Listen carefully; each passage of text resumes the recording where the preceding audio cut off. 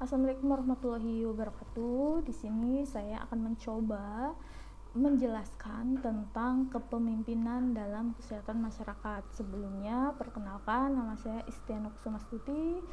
Saya dari Sekolah Tinggi Ilmu Kesehatan Indonesia Maju, ya, STIKIM Jakarta. Di sini, mengapa perlu leadership dalam kesehatan masyarakat? Kepemimpinan strategis yang kita tahu, kepemimpinan strategis masa kini adalah kepemimpinan yang dapat memupuk perubahan ke arah yang lebih dalam organisasi pembelajaran melalui seperti yang kita tahu personal mastery, mental model, team learning, system thinking, dan share vision. Seorang pemimpin yang ideal itu mampu mempergunakan sumber daya non-materialnya seperti pengetahuan, visi, etika, solidaritas, dan kebersamaan itu secara efektif. Kemudian pemimpin yang baik itu mampu menerjemahkan visi menjadi kenyataan, memberikan kekuasaan pada orang-orang yang dipimpinnya atau pemberdayaan, ya. Selalu belajar melalui refleksi dan praktek, menciptakan iklim kerja yang dapat meningkatkan pembelajaran dalam timnya. Kemudian pemimpin yang baik itu mampu dan mau mendengarkan orang-orang yang dipimpinnya sehingga mereka bisa menjadi mitra. Sektor kesehatan sebagai sebuah mitra. Di sini sektor kesehatan masyarakat sebagai sebuah jaringan. Maksud dari sini itu suatu jaringan penyedia pelayanan kesehatan. Itu dinamakan dengan supply side, ya. Dan orang-orang yang menggunakan pelayanan kesehatan itu namanya demand side, ya, di setiap wilayah. Serta negara dan organisasi yang melahirkan sumber daya tersebut dalam bentuk manusia maupun dalam bentuk material.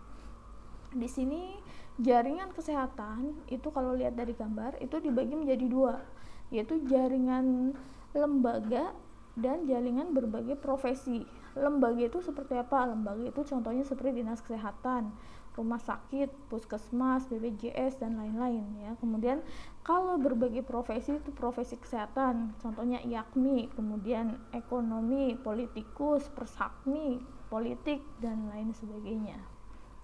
Nah, mengapa seorang mempunyai pengaruh, influence tadi?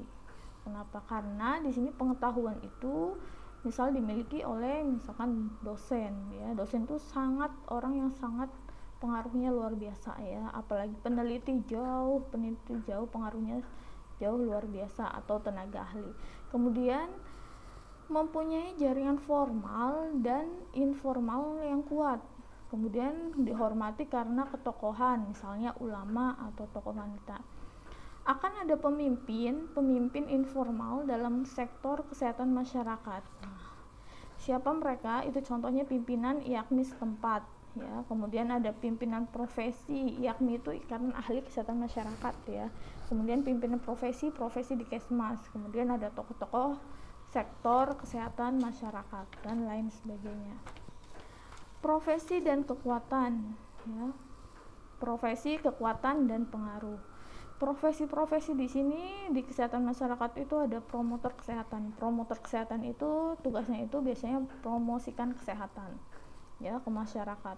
Kemudian ada epidemiolog, contohnya. Epidemiolog itu kalau misalkan ada wabah begini, epidemiolog itu adalah orang yang pertama, ya, yang meneliti kenapa nih bisa sampai ada wabah begini, wabah luar biasa begini. Kemudian ada manajer kesehatan. Manajer kesehatan itu seperti kepala puskesmas, kepala rumah sakit, ya, itu pengaruhnya sangat luar biasa. Kemudian ada bidan, perawat, dokter, dan farmasis, ya, berbagai macam lainnya. Pengaruh mempunyai pengaruh influence karena keahliannya tadi, ya. Kemudian atribut kepemimpinan itu ada 4 elemen kunci, ya, kemampuan yang sebaiknya ada pada diri pemimpin. Tadi, ya, kayak dokter, bidan, pemimpin. Yang pertama itu mempunyai karakter pribadi yang baik, kemudian mampu memberi arah, ya, mempunyai visi, kemudian mampu memobilisasi komitmen individu di bawah bimbingannya, kemudian mampu memicu kemampuan organisasi. Terima kasih. Mungkin itu saja dari saya. Wabillahi taufiq wal hidayah. Wassalamualaikum warahmatullahi wabarakatuh.